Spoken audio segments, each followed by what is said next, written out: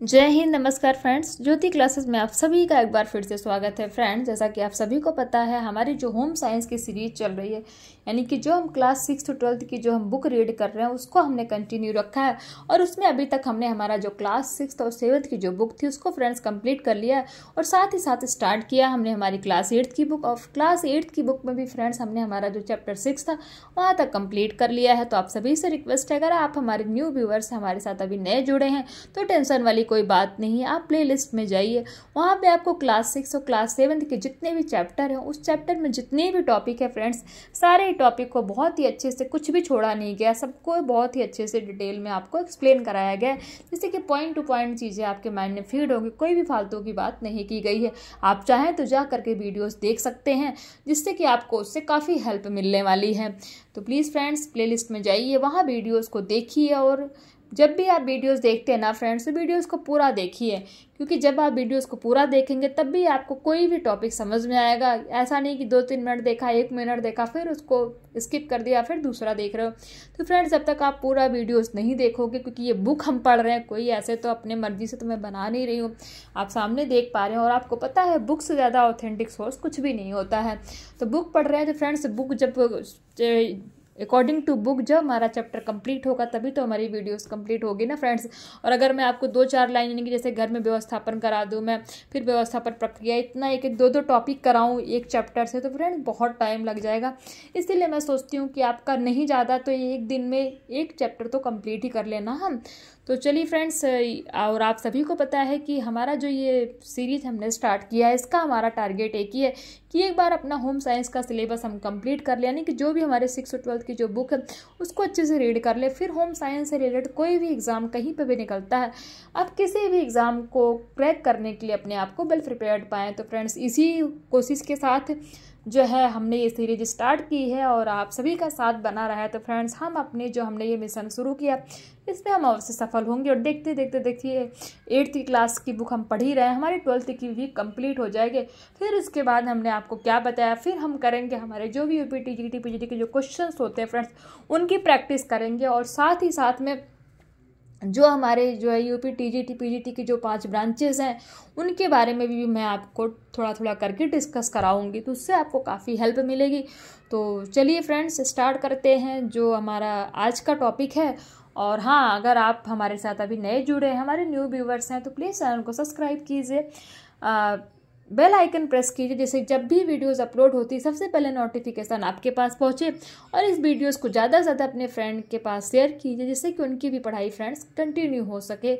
और चैनल अगर पसंद आ रहा हो तो वीडियो को लाइक कीजिए, नहीं पसंद आ रहा है तो डिसलाइक कीजिए, बट अपने कमेंट के माध्यम से फ्रेंड्स अवश्य बताइए, जिससे कि जब जो भी कोई डाउट है, मैं कोशिश करूंगी आपके हर डाउट का सलूशन देने के लिए। आपको जो भी कुछ डाउट है वो मैं आपका सॉल्व कर सकूं। तो चलिए फ्रेंड्स, बिना टाइम वेस्ट किए स्टार्ट करते हैं आज की क्लास। आज की क्लास में आप देख रहे हैं, हम करने वाले हमारा क्लास 8 का चैप्टर 7। और चैप्टर 7 में भी फ्रेंड्स हम करेंगे हमारा गृह प्रबंधन, यानी कि होम मैनेजमेंट, जो कि हमारा यूपी टीजीटी का क्या है, यूपी टीजीटी पीजीटी का जो एग्ज़ाम होने वाला उसका एक ब्रांच है होम मैनेजमेंट, जो अपने आप में बहुत बड़ा है। बट ये हमने 8th ही पढ़ रहे हैं ना फ्रेंड्स, तो अभी इसमें हमारा बहुत ही छोटे टॉपिक में उसको बताया गया, इसका बेसिक बताया गया कि होम मैनेजमेंट होता क्या है। तो चलिए फ्रेंड्स, इसको शुरू करने से पहले हमेशा की तरह एक बार हमने प्रीवियस क्लास में क्या पढ़ाया था उसका एक बार फटाफट क्विक रिवीजन ले लेते हैं, क्योंकि रिवीजन लेने का बेनिफिट ये होता है कि आपने पहले क्या पढ़ा और अभी क्या पढ़ रहे हैं, दोनों ही टॉपिक को आप आपस में कनेक्ट कर पाते हैं। तो देखते हैं, हमने पढ़ा था हमारे प्रीवियस क्लास में स्वच्छता, इट मीन्स क्लीनलीनेस के बारे में हमने जाना था, जिसमें हमने देखा था व्यक्तिगत स्वच्छता। व्यक्तिगत स्वच्छता के अंतर्गत क्या क्या आता है, उन सभी पॉइंट्स को हमने देखा था। टोटल हमने कितने पॉइंट देखे थे, 10 पॉइंट्स देखे थे, जो कि व्यक्तिगत स्वच्छता के अंतर्गत आते हैं। और उसमें हमने देखे थे जैसे शारीरिक स्वच्छता, त्वचा की स्वच्छता, मुंह एवं दांतों की स्वच्छता, आँख की स्वच्छता, एक्सेट्रा।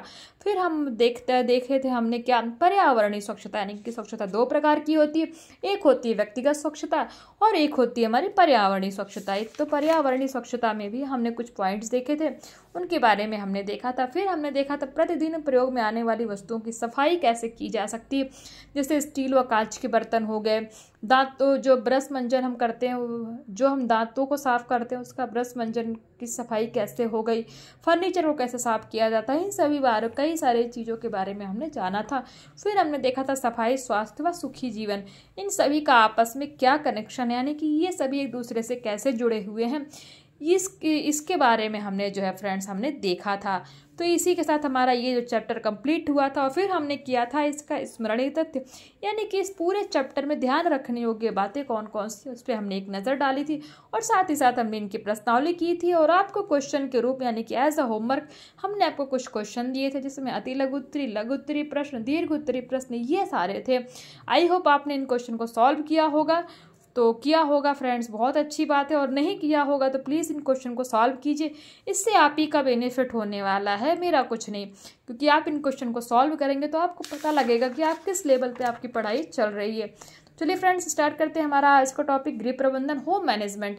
गृह व्यवस्था दो शब्दों का मेल है, गृह तथा व्यवस्था।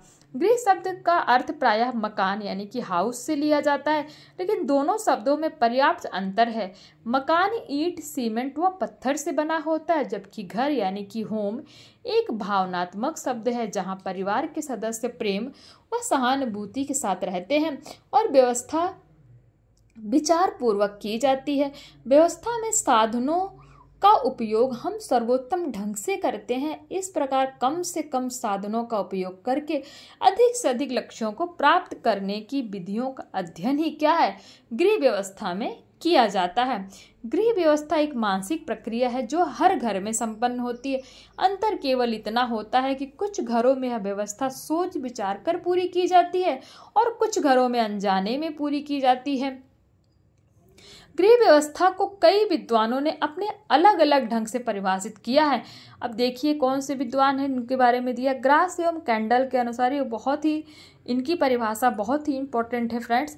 सरल व संक्षिप्त अर्थों में व्यवस्था से तात्पर्य हमारे पास जो उपलब्ध है उसका उपयोग हम जो चाहते हैं उसे प्राप्त करने हेतु करते हैं, यानी कि इनके अनुसार जो गृह प्रबंधन क्या है, सरल व संक्षिप्त अर्थों में व्यवस्था से तात्पर्य हमारे पास जो उपलब्ध है उसका उपयोग हम जो चाहते हैं उसे प्राप्त करने हेतु करते हैं। अब घर में व्यवस्थापन देखते हैं। निकिल एवं डार्सी के अनुसार, ये तो हमने देखा ग्रास और कैंडल ने क्या कहा है व्यवस्थापन के बारे में। अब निकिल एवं डार्सी एक जो है हमारे वो है, उनके वो देखते हैं कि उन्होंने क्या बोला है। निकिल एवं डार्सी के अनुसार व्यवस्थापन घर के वातावरण में मानवीय संगठन की प्राकृतिक वृद्धि है। आपसे स्टेटमेंट पूछ लिया जाएगा एग्जाम में, जो भी आपके टीजीटी पीजीटी के होते हैं, क्या पूछ लिया जाएगा कि व्यवस्थापन घर के वातावरण में मानवीय संगठन की प्राकृतिक वृद्धि है, ये किसने बोला है? तो आपका आंसर होगा क्या, निकिल एवं डार्सी ने ये जो है हमारा स्टेटमेंट कहा है, यानी कि उनकी परिभाषा है। जैसे जैसे मनुष्य का परिवार बढ़ता है, सामान्य उद्देश्य के लिए वह कार्य करता है, अपने उत्तरदायित्वों का निर्वाह करता है और नई नई योजनाएं बनाता है। व्यवस्थापन मनुष्य की आवश्यकताओं व रुचियों पर निर्भर करता है। घर में जो भी उपलब्ध साधन है उन साधनों से अधिक संतोष प्राप्त किया जा सकता है। पारिवारिक साधनों का उपयोग उचित प्रकार किया जाना चाहिए। साधनों का उचित उपयोग सफल व्यवस्था हेतु आवश्यक है। अब देखते हैं व्यवस्थापन प्रक्रिया क्या है। व्यवस्थापन प्रक्रिया के 3 चरण बताए जाते हैं। अब वो 3 चरण कौन कौन से हैं देखते हैं व्यवस्थापन प्रक्रिया के।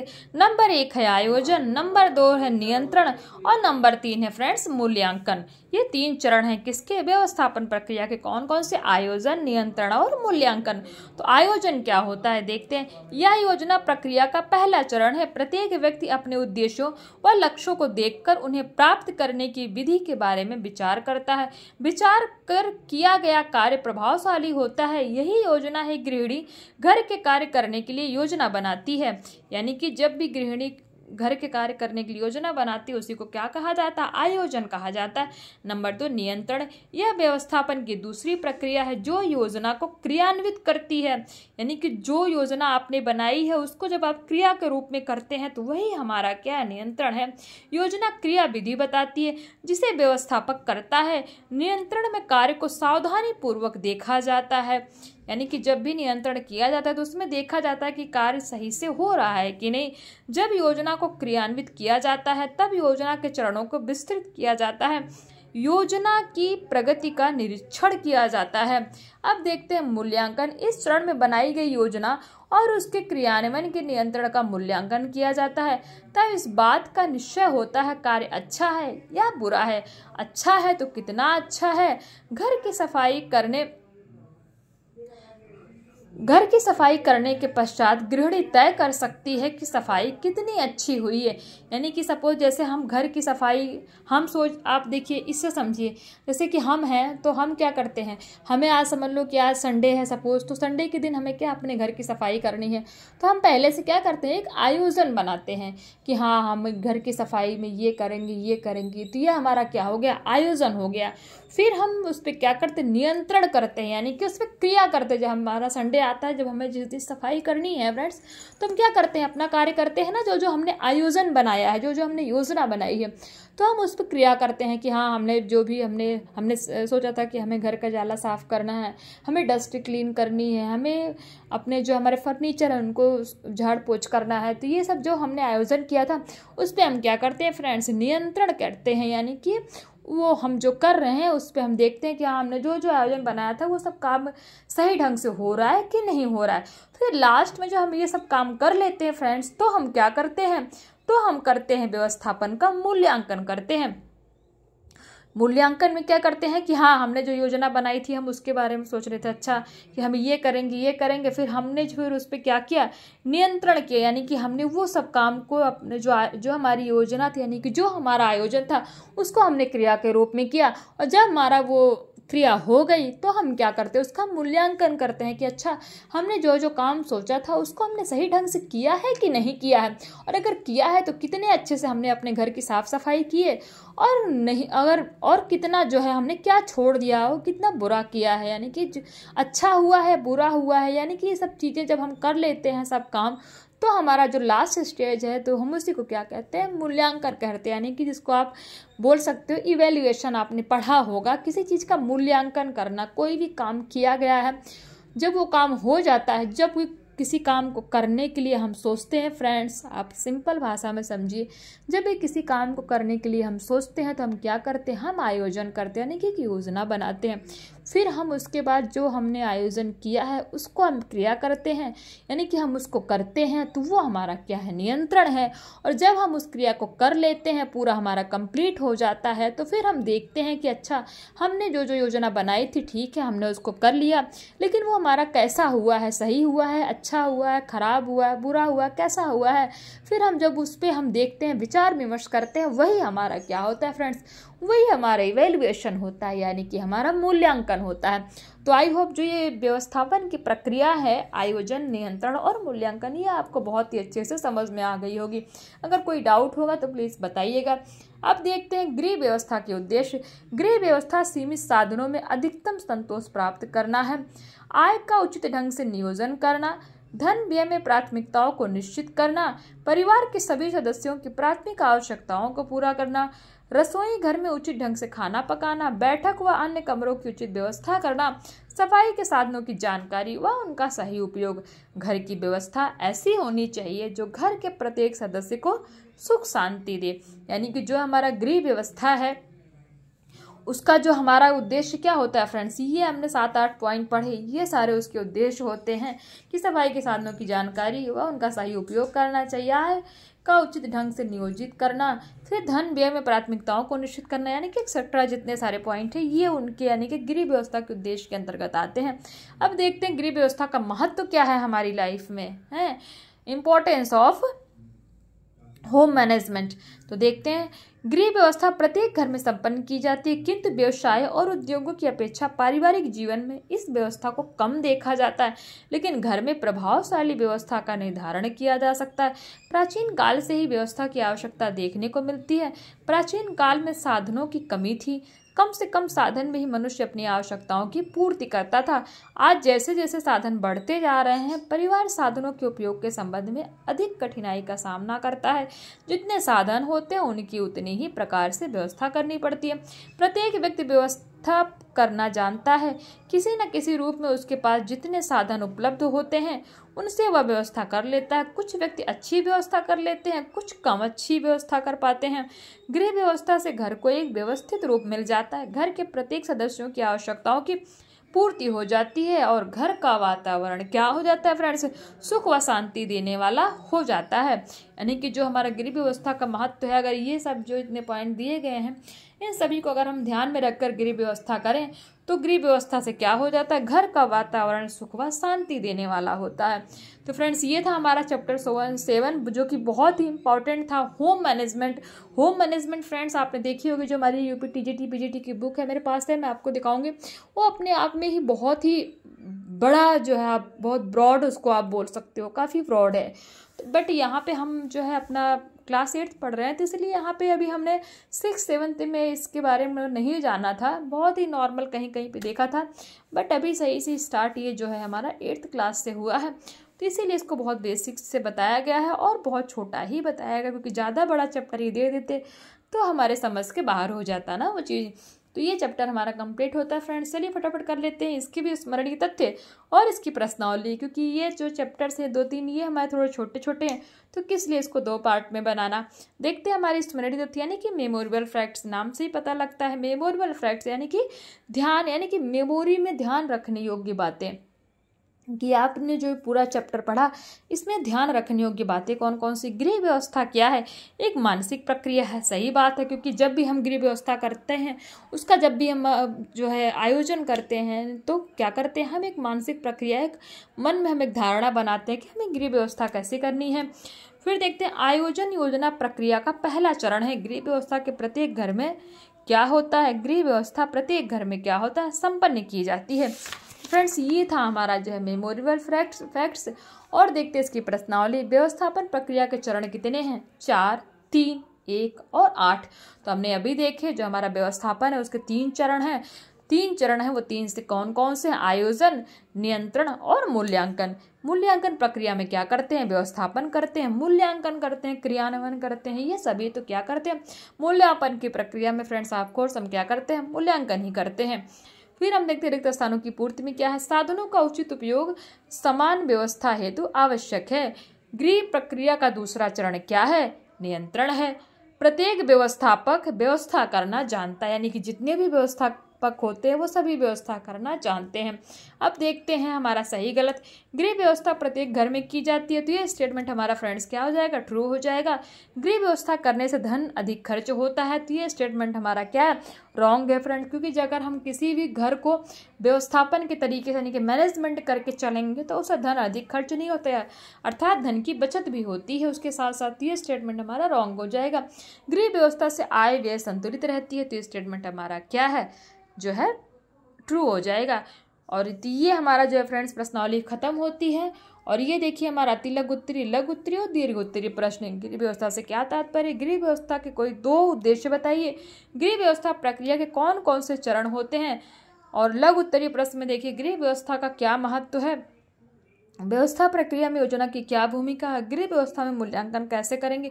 तो फ्रेंड्स ये सभी जो है हमारे अति लघु उत्तरी, लघु उत्तरी और दीर्घ उत्तरीय प्रश्न हैं। तो प्लीज़ एज अ होमवर्क जो मैं आपको डेली देती हूँ, प्लीज़ बहुत छोटे छोटे इसमें तो प्रश्न हैं, इनको सॉल्व कीजिए, तभी आपको पता लगेगा कि आपको जो हमने होम मैनेजमेंट का जो छोटा सा एक हिस्सा पढ़ा, पार्ट पढ़ा, वो आपके समझ में आया कि नहीं जितना हमने पढ़ा है। और हाँ फ्रेंड्स, ये मैं आपको उत्तर माला तो देती हूँ, लेकिन आप इस पर मत जाया करिए। ये देखिए क्या क्या दे रखता है, कई बार तो सही को गलत कर देते हैं, गलत को सही कर देते हैं। तो प्लीज़ आप मेरे जो मैं बोलती हूँ उस पर आप ध्यान दिया करिए। ऐसे आप प्रश्नावली का ये जो आंसर किया इसका स्क्रीनशॉट ले सकते हैं, बट ये कोई काम का नहीं है फ्रेंड्स। कई बार इसमें क्या है जो है गलत प्रिंट हो जाता है। तो फ्रेंड्स इसी के साथ जो है हमारा ये चैप्टर कंप्लीट होता है। और हाँ फ्रेंड्स, जैसा कि अभी मैं आपको बता रही थी ना कि ये गृह प्रबंधन के बारे में, ये देखिए जो हम home management and interior decoration है, ये हमारा क्या है फ्रेंड्स, ये हमारा एक अपने आप में ये हमारी जो है एक बुक है, जो कि अपने आप में देखिए कितना ब्रॉड है, कितनी मोटी बुक है, आप देख सकते हैं फ्रेंड्स। ये मेरी बुक है, इसको मैं पढ़ती हूँ और इससे काफ़ी चीज़ें जानने को मुझे मिलती है। तो बहुत ही अच्छी बुक है, आप ये देख सकते हैं। ये जो है डॉक्टर बृंदा सिंह की है। जो कि बहुत ही अच्छी है, बहुत ही ईजी लैंग्वेज में आपको इसमें समझाया गया है हर चीज़। अगर आप एक बार ये बुक पढ़ लेते हैं ना फ्रेंड्स, ये पूरी बुक आप पढ़ लेते हैं होम मैनेजमेंट की, तो आप चाहे टीजीटी पीजीटी का किसी का भी एग्ज़ाम देते हैं ना फ्रेंड्स, आप किसी भी एग्ज़ाम के लिए आप जो है बहुत ही अच्छे से आपकी तैयारी हो जाएगी। ये टीजीटी पीजीटी सभी एग्ज़ाम के लिए ये बुक आपकी क्या है फ्रेंड्स, इनफ है। इसमें आप देख सकते हैं 768 पेजेस है, काफ़ी मोटी है। तो ये है बृंदा सिंह की बुक, जो मैंने आपको अभी बता रही थी ना कि मैं गृह प्रबंधन के बारे में मैंने आपको अभी पढ़ाया, आपको एक ब्रांच है वो यही है फ्रेंड्स। तो ये देखिए हमारा, और जब ये हमारा 12th क्लास की बुक ख़त्म हो जाएगी ना, हमारा जो सिलेबस चल रहा है फ्रेंड्स, तो मैं कोशिश करूँगी कि आपको जो है आप बताइएगा, आपकी जैसी इच्छा होगी कि हम प्रीवियस ईयर सॉल्व करेंगे, अगर आप कहेंगे तो मैं इस बुक को हम पढ़ेंगे। आप जो भी होगा आप हमें अपनी राय बताइएगा, क्योंकि ये बहुत ही इम्पोर्टेंट है, ये मैं खुद पढ़ती हूँ और बहुत ही अच्छी बुक है फ्रेंड्स। तो आप प्लीज़ हमें कमेंट करके बताइए कि आपको जो है, जो हमारी 12th क्लास की बुक है उसके बाद आपको प्रीवियस ईयर चाहिए, यानी कि उनकी प्रैक्टिस करनी है ये टीजीटी पीजीटी की, या फिर ये जो है हमारी ये बुक्स पढ़नी है फ्रेंड्स। तो हमने सारी ही रख रखी, 5 ब्रांच होते हैं ना, वो सारी ब्रांचेस की बुक्स मेरे पास है और सारी ही मैं पढ़ती हूँ फ्रेंड्स, और काफ़ी अच्छी बुक्स हैं। तो प्लीज़ कमेंट करके बताइए कि आपको क्या करना है, आपको जो है प्रीवियस ईयर करने यानी कि क्वेश्चन आंसर्स की प्रैक्टिस करनी है, या फिर इन बुक्स को पढ़ना है साथ साथ में। तो जैसा आप कहेंगे वैसा ही हम करेंगे। फिलहाल अभी तो बहुत दूर है दिल्ली क्योंकि अभी तो हम 8th क्लास ही पढ़ रहे हैं, और फिर हम 9th पढ़ेंगे 10th पढ़ेंगे, तो अभी थोड़ा सा टाइम है। इसीलिए बोल रही फ्रेंड फटाफट ख़त्म करिए बुक, और प्लीज़ हमें सहयोग दीजिए, जिससे कि अगर आप लोगों का प्यार बना रहा है तो फ्रेंड्स मैं आपको प्रीवियस ईयर के साथ साथ ये बुक्स भी सारे जितने ब्रांच हैं 5 वो सारे ही कराऊँगी फ्रेंड्स। तो मैंने आपको पहले ही बताया, क्योंकि देखिए थोड़ा टाइम लगेगा, क्योंकि मैं बहुत ही आपको बोलते हैं ना रूट से लेकर के एकदम स्टैंडर्ड लेवल पे ले जाना चाहती हूँ कि आपसे कुछ भी ना छूटे, एवरीथिंग आपको पता हो। तो उसी के लिए फ्रेंड्स जो है हमारी ये जो बुक्स है आप देख पा रहे हैं, हम इसको भी पढ़ेंगे। आप बताइएगा अपनी राय, आपको यहाँ पे सब कुछ मिलेगा, बट थोड़ा सा टाइम लग रहा है, तो प्लीज़ पेशेंस बना के रखिए, क्योंकि बोलते हैं ना सब्र का फल थोड़ा मीठा होता है, मीठा क्या ज़्यादा ही मीठा होता है। तो शॉर्टकट मैंने पहले आपको बोला, कोई रास्ता नहीं है फ्रेंड्स, शॉर्टकट तो बस थोड़ी देर के लिए होता है, देखने में अच्छा लगता है कि हाँ मैंने ये भी कर लिया ये भी कर लिया, लेकिन जब हम एग्ज़ाम देने जाते हैं ना फ्रेंड्स, एग्जामिनर कुछ भी उठा के दे देता, फिर हमें दिमाग में आता है, फिर हम सोचते हैं यार कि थोड़ा सा अगर हमने डिटेल में पढ़ाई की होती तो मेरे से कुछ भी नहीं छूटता। तो ये होता है शॉर्टकट का लॉस। और जो हम स्टार्टिंग से जब पढ़ाई करते हैं तो उसके बेनिफिट्स ये हैं कि एग्जामिनर देगा क्या, हमने 6, 7, 8 से लेकर 12 तक की बुक पढ़ लेंगे, फिर हम जब ये जो हमारे 5 ब्रांच है फ्रेंड्स इसको कंप्लीट कर लेंगे, क्वेश्चन आंसर्स की प्रैक्टिस कर लेंगे। तो ऐसा आप भी बताइए होम साइंस का ऐसा कौन सा एग्ज़ाम है जो कि आप नहीं दे पाएंगे। मुझे तो नहीं लगता कि इसके बाहर से कुछ आएगा। और हाँ, जो भी हम 9th की बुक का करने वाले हैं ना फ्रेंड्स, 9th की बुक वो जो है वो हमारी एनसीईआरटी बेस्ड है। तो एनसीईआरटी बेस्ड यानी कि आप यूपी का दे रहे हो, हरियाणा का दे रहे हो, बिहार का दे रहे हो, कहीं का भी आप होम साइंस का एग्ज़ाम दे रहे हो फ्रेंड्स, हर जगह वो आपके लिए, हर जगह के लिए आपके लिए सूटेबल बुक होने वाली है। तो 9th से फ्रेंड्स हम एनसीईआरटी बेस्ड ही पढ़ें, यानी कि एनसीईआरटी बेस्ड प्लस स्टेट दोनों मिक्स जो कंटेंट हम पढ़ने वाले हैं। तो प्लीज़ अपना सहयोग बनाए रहिए। आज थोड़ा चैप्टर छोटा था, तो मैंने कहा चलो, आप बोलते हो ना कि ऐसे बस बोलते हैं, मैंने कहा चलो आपको बता भी देती हूँ कि मैं जो है ये मटेरियल भी हमारे पास है फ्रेंड्स, और मैं इसको खुद पढ़ती हूँ, इसने मेरी काफ़ी हेल्प की है। आई होप आपकी भी काफ़ी हेल्प होने वाली। चलिए फ्रेंड्स, इसी के साथ आज की वीडियोस को ख़त्म करते हैं और मिलते हैं नेक्स्ट क्लास में। और आप प्लीज़ अपनी राय बताइएगा कि आपको जो हमारा 12th के बाद ये बुक हमें रीड करनी है कि हमें प्रीवियस ईयर की प्रैक्टिस करनी है। जैसे आप सजेशन करेंगे, यानी जैसा आप सजेस्ट करेंगे वैसा ही हम करेंगे। तो मिलते हैं नेक्स्ट क्लास में, तब तक के लिए जय हिंद, नमस्कार। और हाँ, चैनल पर नए हैं तो प्लीज़ चैनल को सब्सक्राइब कीजिए, बेल आइकन प्रेस कीजिए, जिससे कि जब भी वीडियोज़ अपलोड होता है तो आपके पास नोटिफिकेशन बिना देरी किए तुरंत ही पहुँच जाए। और हाँ फ्रेंड्स, इस वीडियोस को ज़्यादा से ज़्यादा अपने फ्रेंड के साथ शेयर कीजिए, जिससे उनकी भी पढ़ाई में काफ़ी हेल्प हो सके। चलिए मिलते हैं नेक्स्ट क्लास में, तब तक के लिए जय हिंद, नमस्कार। हंसते रहिए, मुस्कुराते रहिए, एक दूसरे की हेल्प करते रहिए।